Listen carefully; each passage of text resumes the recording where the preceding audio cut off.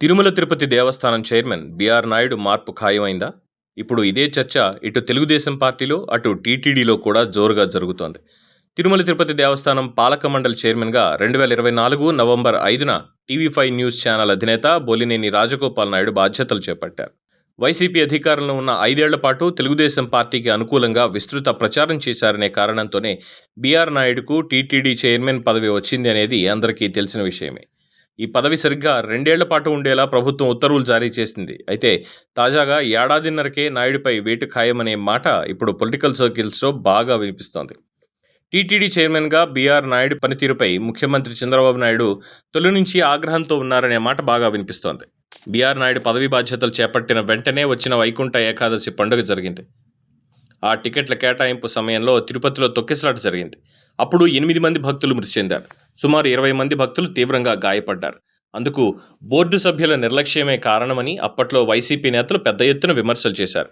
ఆ తర్వాత చాలా సందర్భాల్లో టీటీడీని వైసీపీ నేతలు టార్గెట్ చేశారు కూడా. అయితే వీటికి బిఆర్ నాయుడు సమర్థవంతంగా తిప్పికొట్టలేకపోయారు.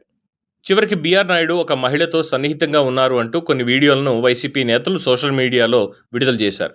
దీనిపై పెద్ద దుమారమే చెలరేగింది. అటు బిఆర్ నాయుడు సైతం ఈ వీడియోలపై డబుల్ స్టేట్మెంట్స్ ఇవ్వడం అగ్నికి ఆజ్యం పోసినట్లయింది. ఇవన్నీ నా దగ్గర నడవదు, నీ ఆశాలన్నీ కూడా. ఐఎమ్ వెరీ స్ట్రాంగ్, తగ్గేదే లేదు. ఏం వీడియోలు పెడతాడండి ఆయన?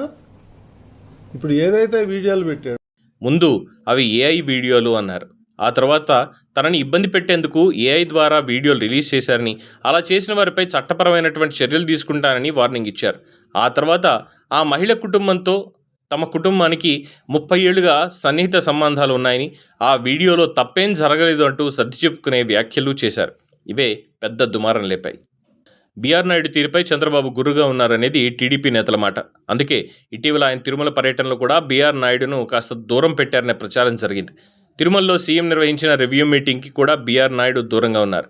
దీంతో నాయుడుపై వేటు ఖాయమని అప్పుడే క్లారిటీ వచ్చింది. ఇక ఏప్రిల్ 1న ఒంటిమిట్టలో జరిగిన కోదండరామస్వామి కళ్యాణోత్సవానికి హాజరైన చంద్రబాబు అక్కడ కూడా బిఆర్ నాయుడుతో అంటీ ముట్టనట్లుగానే ఉన్నారు. ఇప్పుడు బిఆర్ నాయుడు బదిలీ అనే ప్రచారం టీడీపీ నేతల్లో బాగా వినిపిస్తోంది. ఆయన స్థానంలో పార్టీ సీనియర్ నేతకు అవకాశం ఇస్తున్నట్లు తెలుస్తోంది.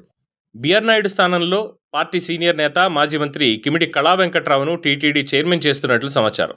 పార్టీ సీనియర్ నేతగా, రాష్ట్ర పార్టీ అధ్యక్షునిగా, రాజ్యసభ సభ్యునిగా, మంత్రిగా కూడా కళా వెంకట్రావు పనిచేశారు. అలాగే గతంలో టీటీడీ చైర్మన్గా కూడా పనిచేసిన అనుభవం ఉంది. బీసీ నేతగా, ఉత్తరాంధ్ర నేతగా, వివాద రహితునిగా కళా వెంకట్రావుకి పేరు.